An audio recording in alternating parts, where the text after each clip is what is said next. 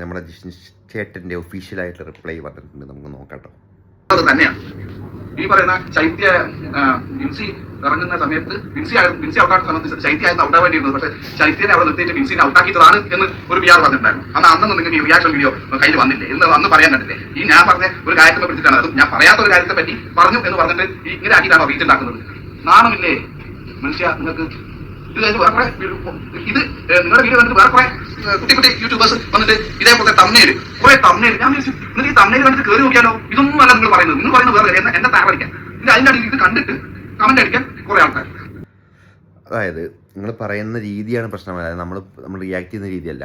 Okay, അതിലെ ഭാഷകൾ കുറച്ച് പ്രശ്നമായി. പക്ഷെ നമ്മൾ പറഞ്ഞത് എന്താ വെച്ചാൽ, നിങ്ങൾ പറഞ്ഞ വോട്ടിങ്ങിൻ്റെ കാര്യം, പിന്നെ അനുമോൾ, ആ ഒരു സംഭവമാണ് നമുക്ക് ഏറ്റവും കൂടുതൽ പ്രശ്നമായത്. അപ്പോൾ ബിൻസിയുടെ ഈ വോട്ട് മറിക്കലുണ്ട്, അതെങ്ങനെ രക്ഷിച്ച് പോകാം, അത്രേ ഉള്ളൂ. അപ്പോൾ നിങ്ങൾ പറയും ബിൻസിയും ശൈത്യയുടെ ഒരു സംഭവമാണ്, ഇത് ഇങ്ങനെയാണ് ഞാൻ പറഞ്ഞു വന്നത് എന്ന് അതിലൂടെ നിങ്ങൾ പറയണം, എന്നാലും മനസ്സിലാവും. അല്ലാതെ ജസ്റ്റ് നമ്മൾ ഇൻ്റർവ്യൂവിൽ വന്ന് പറയുമ്പോൾ നമ്മൾ അതിനെ ഫേസ് ചെയ്യും കൂടി വേണം. നമ്മൾ എന്തെങ്കിലും പറഞ്ഞാൽ, അതായത് ബാക്കി ഈ നിങ്ങൾ പബ്ലിക്കായിട്ട് വന്ന് പറയുക. അപ്പോൾ നമ്മളൊരു പബ്ലിക്കായിട്ട് വന്ന് പറയുമ്പോൾ നമ്മളത് റിയാക്ട് ചെയ്യുമ്പോൾ അത് നിങ്ങൾ എടുക്കണം, നെഗറ്റീവ്സ് എടുത്തിട്ട് നമ്മൾ അതിനെ മാറ്റിയെടുത്തിട്ടാണ് മുന്നോട്ട് പോകാൻ.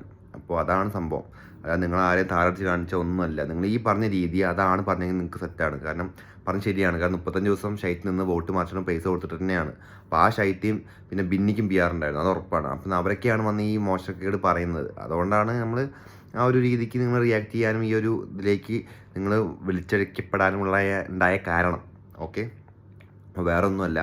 അപ്പോൾ താറടിക്കാനോ നിങ്ങളെ ഇതാക്കാനോ ഒന്നും വേറെ ആരും ഒന്നും ചെയ്തിട്ടില്ല. നിങ്ങൾ പറഞ്ഞതിൻ്റെ ഒരു ഇത് കാരണം ആരും വോട്ട് ചെയ്യുന്നില്ല എന്ന് പറഞ്ഞു. പിന്നെ അതുപോലെ തന്നെ ഇങ്ങനെയാണ് ഇതായി എന്ന് കണ്ടപ്പോൾ ഈ പൈസ കൊടുത്തിട്ടാണ് ഫുള്ള് വോട്ടിങ് എന്ന് പറഞ്ഞു. അപ്പോൾ ആ ഒരു രീതിയിലാണ് നമ്മൾ പറഞ്ഞത്. അല്ലാതെ നിങ്ങൾ മൊത്തം മോശക്കാരനാണ്, നിങ്ങൾ താറടിക്കാനാണ്, അങ്ങനല്ല. നിങ്ങൾ വെറുതെ വന്ന് നിങ്ങളുടെ നാവെന്ന് വരുന്ന സംഭവങ്ങളാണ് നിങ്ങൾക്ക് ഈ വിനയായിട്ട് വരുന്നത്.